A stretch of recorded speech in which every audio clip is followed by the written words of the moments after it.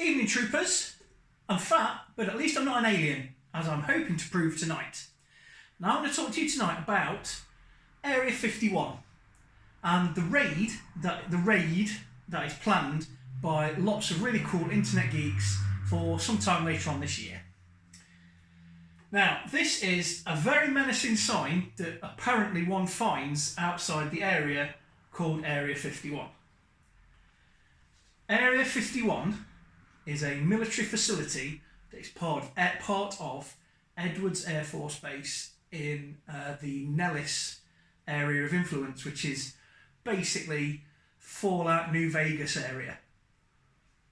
So this is a satellite picture of it. I think it's probably a bit more extensive than this.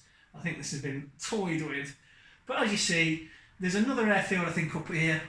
There's a dry lake, there's a main runway, some taxiways and some buildings. I think there's probably a lot more buildings than we can see there. The fact that it's a detached facility from Edwards Air Force Base is weird because it's not the biggest base. It's getting bigger, but they've kept it a detachment. I think there's probably a bit of showmanship around Area 51, but we'll see as we go in. What I think, if it happens, what this raid will see. Don't think you're going to see any aliens. I think over the last 70 years, if we had got genuine evidence of intergalactic visitors or interplanetary visitors, then I think by now we'd have had concrete evidence that you can't go, "You're just mental, shut up," about, which is most of the sightings so far. You're just mental, shut up. So, that's Area 51. That is, I think, the first thing you'll find in Area 51. I think there's a dream factory there. I think there's boffins, like these four. And I think there'll be a really nice lab and some nice apartments. And then a general will walk in one day and go, "We need a drone that's invisible at 2,000 feet. And they'll go, "All right."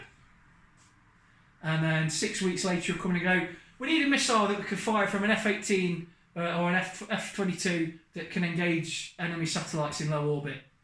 And they'll go, "You're all right." It's a dream factory, and I think they're working on crazy projects that things might stick. And I think also they're working on experimental aircraft and benchmarking enemy aircraft that I think they've acquired. We'll come to later.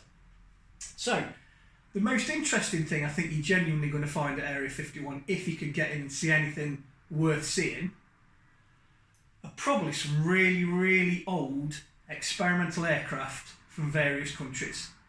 I think there's going to be, like, perhaps not the ME-262 because that's fairly common and everyone knows the engineering behind that. But I think there's going to be some von Braun stuff there. I think there's going to be possibly some German end-of-war crazy wonder weapons that half work, but some of the engineering might be useful in later things. I think there might be some Russian, British experimental aircraft. I think there'll just be some really kooky historical stuff from the 50s and 60s and late 40s that are not relevant now, but they can't chuck them. And they're probably under a tarpaulin out the back of one of the hangars. And I think that could be quite interesting in its own right. What I do think they've got at Area 51, and if I get assassinated in the next week, I've guessed it, is I think they've got some pretty recent, pretty top secret Russian jets. And I think they'll have a selection of Soviet and Russian jets going back all the way to the 50s. Stuff they seized in Korea, stuff they got in Vietnam, stuff they seized in Gulf War, the Iraqis, because they all had MiGs. I think there'll be a whole row of MiGs of every flavour, Yak-38, all kinds of tuck. And I think they'll be there to be stripped, analysed, benchmarked, and also flown to ascertain flight characteristics, dogfighting abilities, longevity. You want to know how long enemy aircraft can fly in the air until they need a major service. Because if you start pushing your enemy air force and you know that their aircraft can only fly like 70 hours before they need a major strip down, then you're going to force the enemy to fly their aircraft as much as they can. So I think there's going to be some very secret experimental Soviet and Russian Federation aircraft that they shouldn't really have. And I think that's why it's such a big secret. And I think the main source of these will be black market and allies who have bought it off Russia and then it's gone missing. You know, countries like Iran, pre all the nastiness in the 90s, Turkey maybe, they buy stuff off the Russians but they're NATO. So I think there'll be things at Area 51 that the US Air Force doesn't want the Russian Federation, formerly the Soviet Union, to know they've got. That's the main thing. I think also there'll be a whole hangar full of aircraft we know that have experimental features on them. So there's I think that's an F-18 there, that's testing out the stealth covering that was used on stealth bombers. I think there'll be F-4s. You know, in late Vietnam when they had to have machine gun pods to F-4s because they're running out of missiles but still have plenty of enemy to shoot.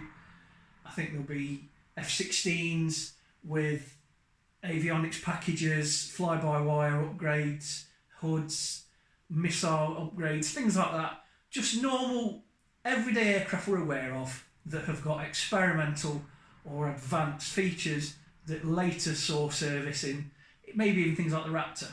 I think that's going to be a hangar full of stuff like that. And then, of course, you'll have the prototypes for stealth bomber, the B-1, the B-2B, all kinds of mad stuff that never even worked. Stuff they got all the way to maybe the flying prototype phase and went, either it's too expensive to build, it doesn't work. Airframes that were only built to taxi, to test taxiing ability. Airframes that were only built to thrash the engines on, that haven't got anything else on. Airframes for testing metal fatigue, things like that. I think there'll be some experimental prototypes, never finished airframes of stealthy, secret aircraft that we know about already. And then, of course, there'll be stuff, you know, old stuff that's retired, stuff that's coming towards end of life, that they're tweaking, repairing, testing out new things on. No brainer, really.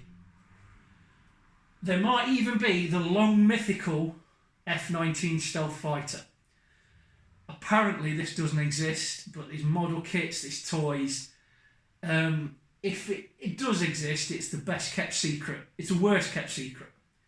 But it's never been seen in service, it's never been announced.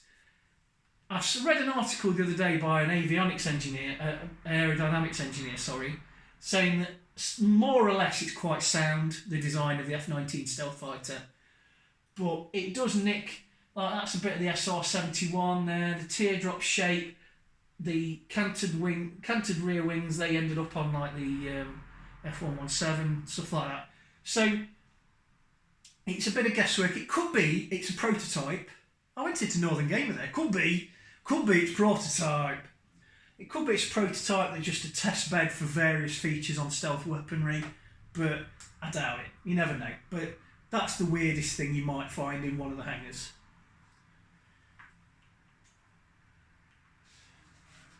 Oh, I think that's the end of my presentation. That's the end of my presentation. I thought my clicker had broke. So, that's my theory on the Area 51. I think what will happen is I think anything that's super duper secret will be moved because the military know it's going to happen. And believe it or not, the military does have a bit of a sense of humour. So I think what they'll do is they'll move anything that's super, super obviously secret and they'll let a few celebrities in with a hand-picked group of maybe 100 people and they'll have a very, very carefully orchestrated tour around a few hangars, and they'll see, like the prototypes of the F-117, anything you can see at an air show, I think. Possibly a few bits just to make it a bit nice for the geeks that are involved. But I think in general, Area 51 is just a secret place for testing secret aircraft.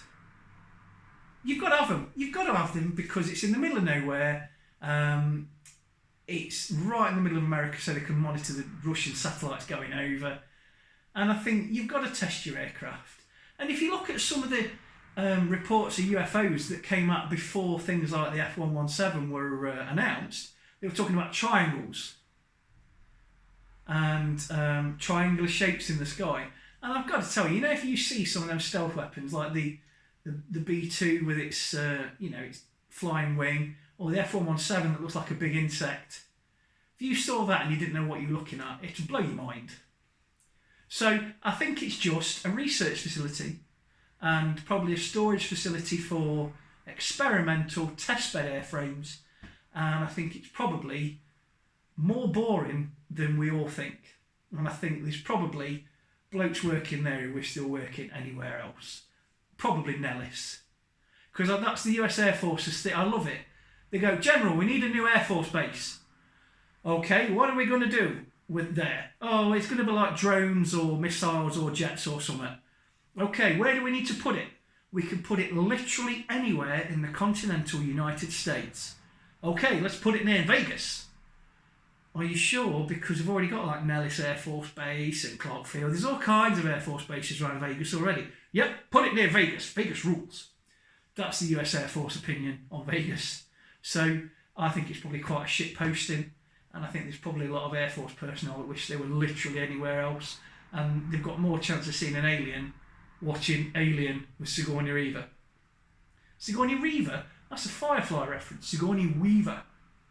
So, that's my 2 cents on it. A bit of a serious one. There's no jokes and funny funs in tonight. It's just me talking about Area 51. But I'm interested in military stuff and aviation stuff.